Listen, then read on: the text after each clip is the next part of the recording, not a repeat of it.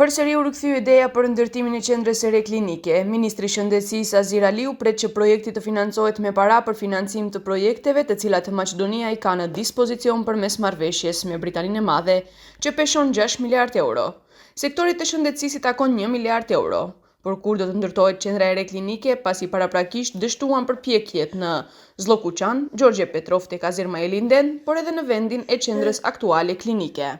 Освен тоа, имаме и други фондови во кои што во моментот ги анализираме. Центар инфраструктурно ние мора да се екипираме, затоа еден од работите што веќе ќе ги почнеме од понеделник е мапирање.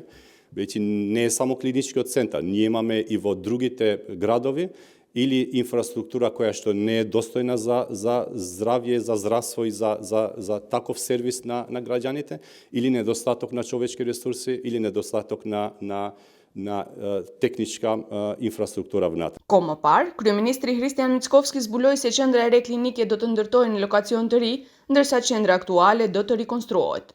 Mickovski pret që qendra e re të kushtojë më pak krahasuar me projektin paraprak, i cili pritet të ishte me kosto prej 480 milion eurove. Треба да видиме врз основа на проектот кој што го замислуваме, колку легла ќе има, каков тип на опрема ќе биде вградена и така натаму, но секако ќе биде барем за 100 до 150 милиони евра поевтин од тој кој што претходно го промовираше prethodната влада пред неколку години.